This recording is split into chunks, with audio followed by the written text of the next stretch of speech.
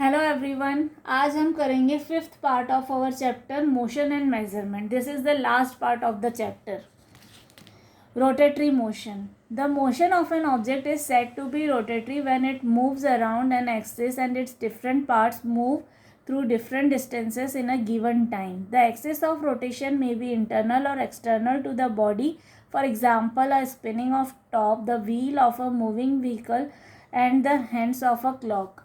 अब rotatory motion क्या होता है कि कोई भी ऑब्जेक्ट जो है वो अगर अपनी एक्सिस पे अगर गोल गोल घूमता है, जैसे कि अर्थ जो है अपनी एक्सिस पे वो गोल घूमती है, या जैसे ये स्पिनिंग टॉप होता है ये अपनी एक्सिस पे गोल गोल घूमता है, या जो वॉल क्लॉक होती है उसके जो हैंड्स होते हैं या रिस्ट वॉच के जो हैंड्स होते हैं वो सर्कुलर एक पाथ पे जाते हैं जो एक एक्सिस फिक्स होता है और उसके अराउंड वो घूमते हैं.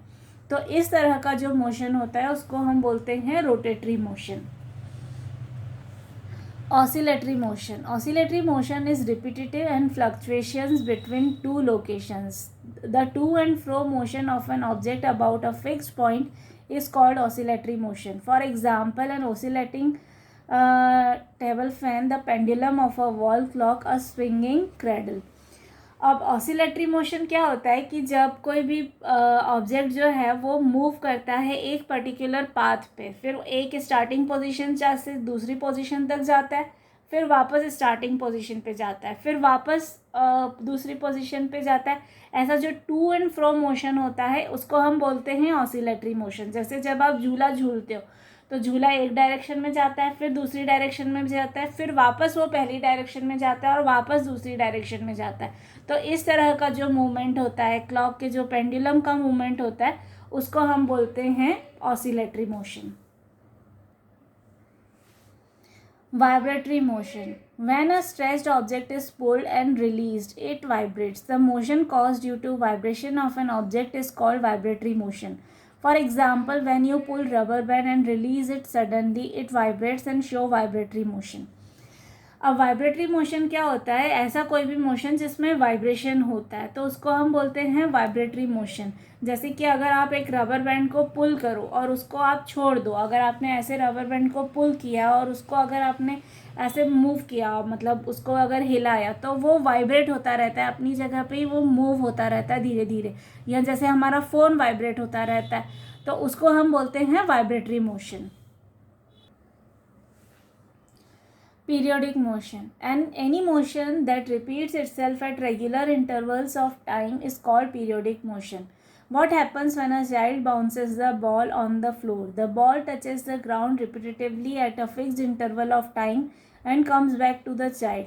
The pendulum of the clock moves in the same manner. A child swinging on a swing also shows periodic motion as the movement is repeated at a fixed interval of time. अब periodic motion क्या होता है? Periodic motion का मतलब होता है ऐसा movement जो फिक्स्ड इंटरवल ऑफ टाइम में होता है. जैसे पेंडुलम ऑफ क्लॉक, जो एक बार का मोशन जो है जितने टाइम में वो लेता है वो हर बार उतना ही टाइम लेता है. तो जब हर बार एक फिक्स्ड इंटरवल ऑफ टाइम किसी भी मोशन में लगता है तो उसको हम बोलते हैं पीरियडिक मोशन. जैसे आप झूला झूलते हो तो झूला जिस स्पीड से इस तरफ जाता है वो दूसरी बार भी उस स्पीड से ही जाएगा, तो उसको कवर करने में उसको सेम अमाउंट ऑफ टाइम लगेगा, सेम इंटरवल ऑफ टाइम लगेगा, तो उसको हम बोलते हैं periodic motion. Non-periodic motion. Any motion that does not repeat itself at regular intervals of time is known as non-periodic motion. For example, a sparrow gliding across the sky. अब कोई भी motion जो एक रेगुलर इंटरवल पर नहीं हो रहा है उसको हम बोलते हैं नॉन पीरियोडिक मोशन. अब जैसे अगर कोई पर्सन दौड़ रहा है तो वो कभी तेज़ दौड़ सकता है, कभी स्लो दौड़ सकता है, या स्पैरो जो है या कोई भी बर्ड जो है वो जब आसमान में उड़ रहे हैं तो वो किसी भी इंटरवल पे उड़ सकते हैं. वो कभी ग्लाइड कर सकते हैं, कभी अचानक फास्ट उड़ सकते हैं. तो ऐसे मोशंस जिनका टाइम इंटरवल फिक्स नहीं होता, रेगुलर नहीं होता, उसको हम बोलते हैं non periodic motion.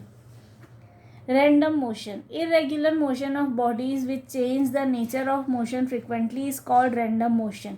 The motion of a body changes in any direction. For example, motions of a football player and motion of a housefly.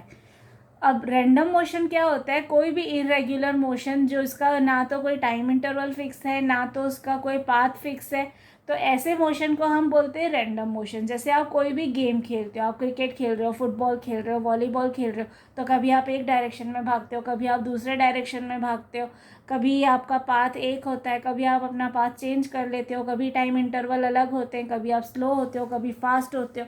तो ऐसे जब मोशन होते हैं ना जिसमें ना तो कोई पाथ फिक्स होता है ना कोई टाइम इंटरवल फिक्स होता है, उसको हम बोलते हैं रैंडम मोशन।